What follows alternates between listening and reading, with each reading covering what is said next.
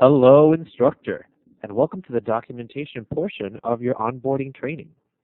Documentation serves many purposes, from making sure students get certified to improving our course quality and logistics. So let's get started. The agenda for this session is a breakdown of how to use and complete training records, what CAPS evaluations are, the purpose of after-action reports, and what to do when there is an incident. Typically, documentation refers to having details in writing for later reference. Because some records can actually be legally subpoenaed, we want to keep clear and accurate records. Training records are an example of legal documents that contain both students' contact information and grades. We have two kinds of training documents, or training records, which are the pre-printed rosters with the course and student information already pre-populated, and course records and addendums, where the course and student information must be entered manually and as legibly as possible. Records must be submitted on the same day the course was taught. Since we submit records electronically, make sure to keep the original for your records in case you have to resubmit them or if the original is needed for legal reasons. Classes that are pre-scheduled and entered into the learning management system will have a roster available for you to pull. These rosters are generally for community classes, which are courses that are open to the public through our online course catalog. On rare occasion, we may have a full-service class with a roster, but that is only if it's a blended learning. Since for blended learning, the students would have to pre-register to access the online pre-course modules. Instructors with access to the instructor's desk can download their roster by visiting the Learning Center at classes.redcross.org. If you don't have access, contact your service delivery admin to have the rosters emailed to you. If your training specialist wants you to have instructor's desk access, you will have to take the training.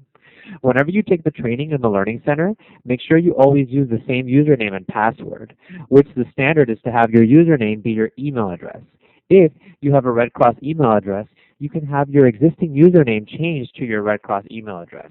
Creating duplicate records will dissociate your training history. Here's an example of a roster that is either pulled from the Learning Center or emailed to you from your admin. Notice that the roster has the student information pre-populated, and there are spaces for you to enter completion grades and your signature in the bottom. If student information is missing, like their address or phone number, the students can handwrite it into the roster. For courses that have been scheduled where there is no catalog pre-registration, we will not have a pre-printed roster for the course. In most cases, this will be a full-service training that will require the use of a course record and addendum for participants to sign in. Full-service classes are contracted for a certain number of students instead of for specific individuals.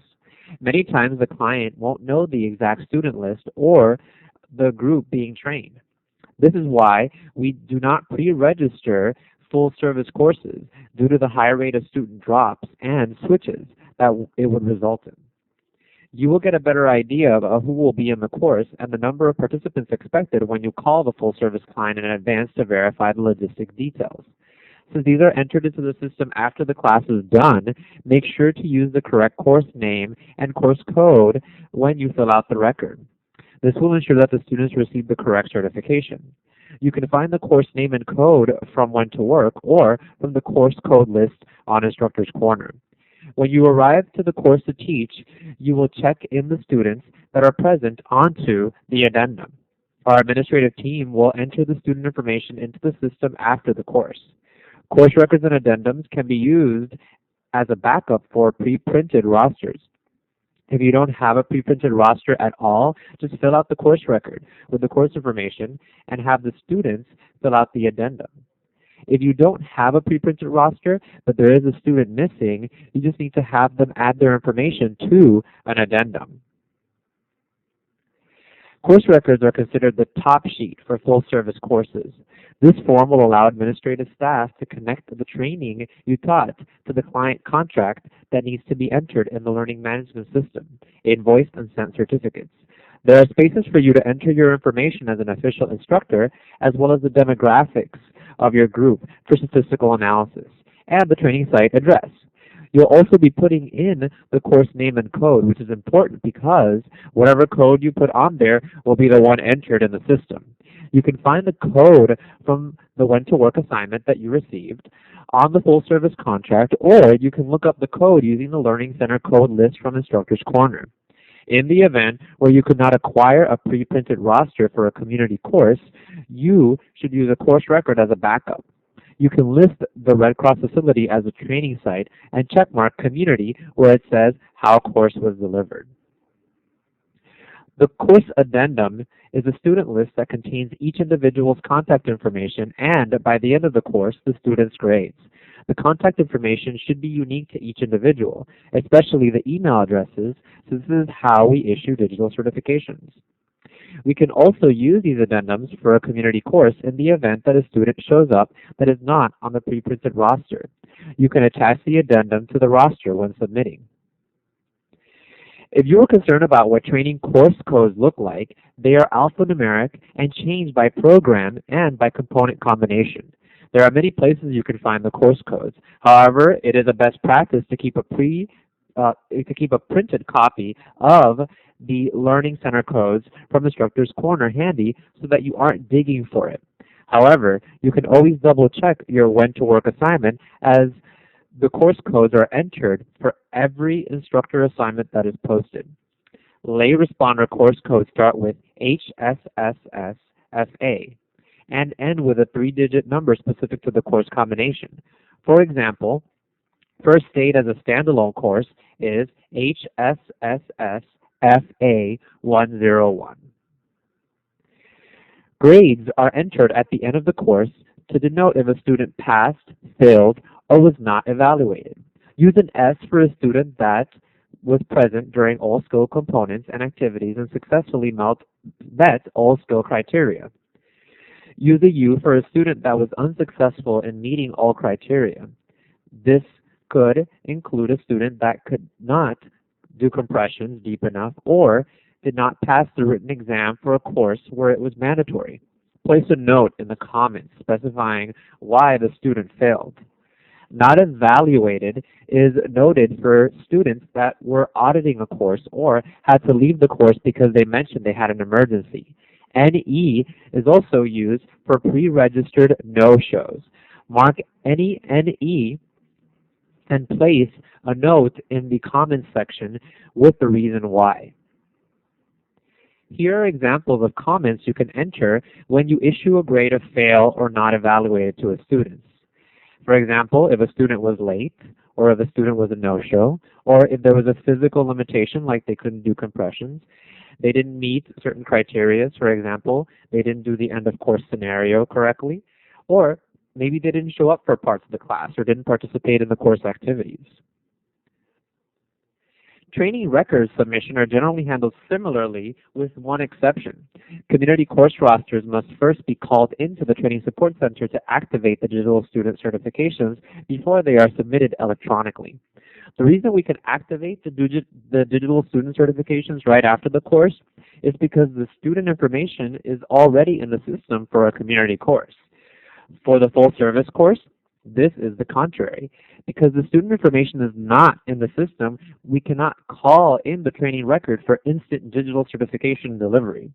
Instead, full service courses need to be submitted electronically, ASAP, for the service delivery admin to process. Once the course and the student profiles are entered in the system, then the digital certifications can be granted. This is why it is critical for you to collect extremely legible information from the students. For electronic submission of community and full service training records, you can fax or email them. When emailing them, you can scan onto a computer or you can take a clear digital photograph with a smartphone.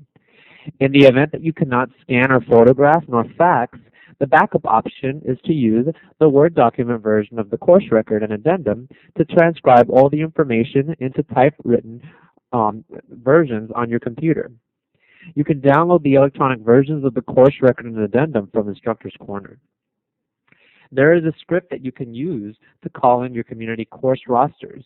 You can follow that to help you in making sure you provide all the necessary information to the agent and record all the necessary information from the agent. Here's a table that helps break down training record submission. All training records that were for a community course must be called in before electronically submitting. All training records that were for full service courses are not called in. Instead, we just electronically submit them for processing by the service delivery admin.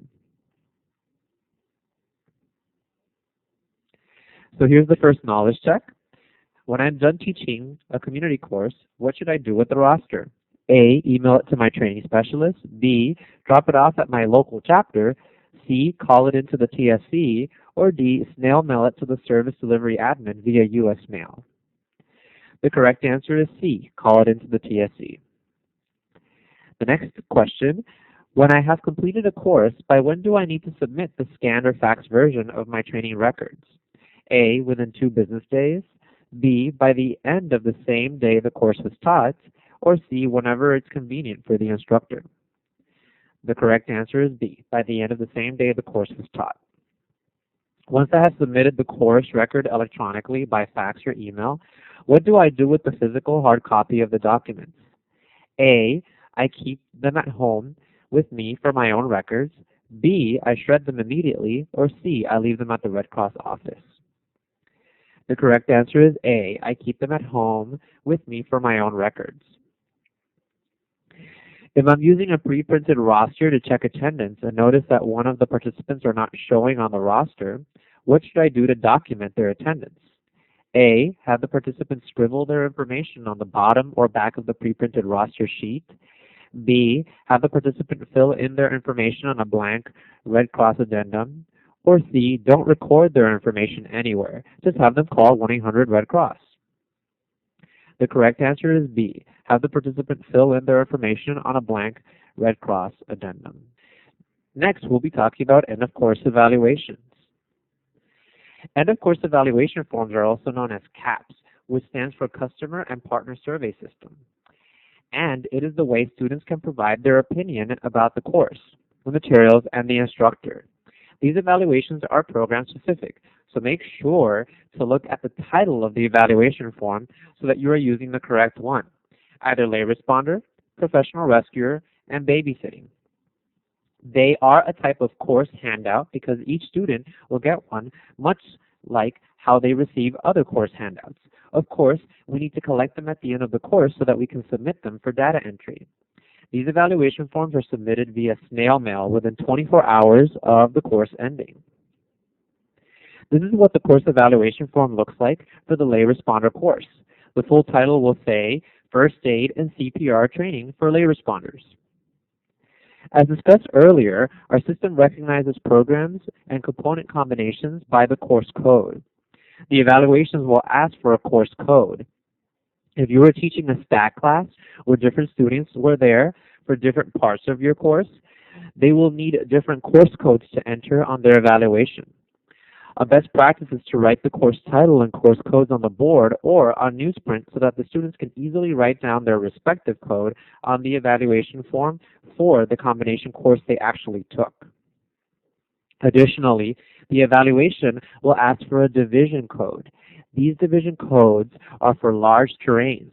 For example, the southeast region of the United States is the number 05.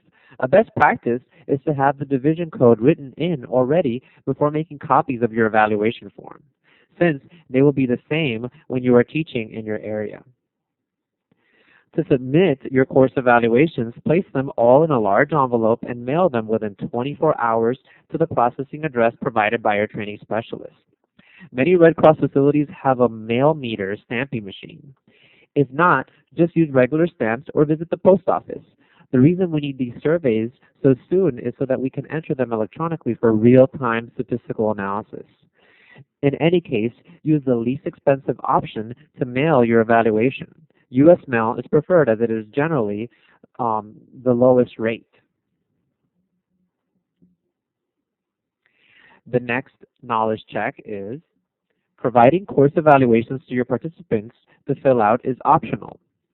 Is that true or false? The answer is false. So the next topic is after-action reports. In order to provide the highest quality training available, after-action reports allow the instructor to document what went well and what didn't go well during your class. You'll be able to document if the admin team gave you bad information, like a wrong address or wrong equipment, even if you had difficult students.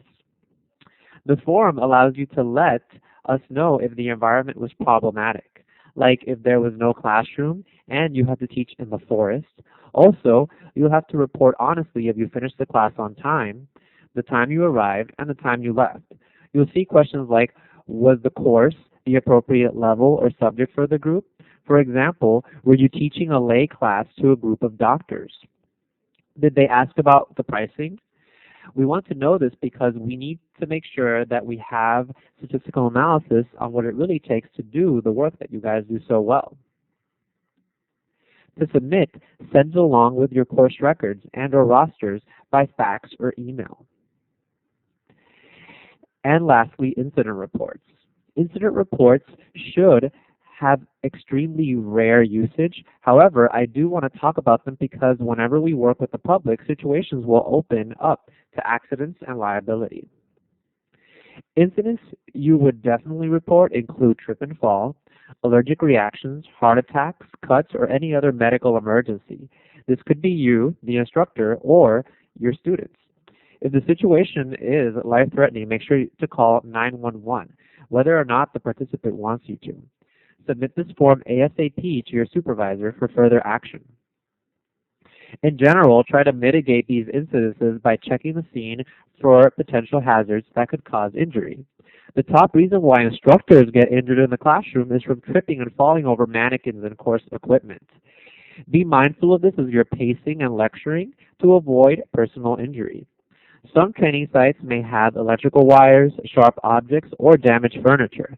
Ask if you can have these items moved before you start your training. Participants should not bring their own gloves since latex is not allowed in our classrooms due to allergic reactions. Check your equipment to make sure that it's not physically broken so that it doesn't cause injury to participants. Bring a first aid kit or find out if there's one at your training site. Instructor boxes are a best practice for keeping your documents organized. Instructor boxes can be put together as any document file box using hanging files and file folders. You can keep all your course paperwork such as forms, documents, handouts, and course reference materials in one place for convenient portability. Ask your training specialist if your region or territory uses instructor boxes, if they are assigned to instructors, or for guidance on building your own box. As you can see, documentation is extremely important to help make our operations, student profiles, and certification processes run smoothly. Training records are legal documents that are sometimes available for pre-printing and should always be filled out completely and submitted in a timely manner. CAPS evaluations are mandatory and should be delivered via snail mail. After-action reports help improve our course logistics and customer service. Submit these with your course records, rosters, and all training records electronically. Incident reports let you document accidents to help control liability and have a means to follow up with injuries that occur in the classroom.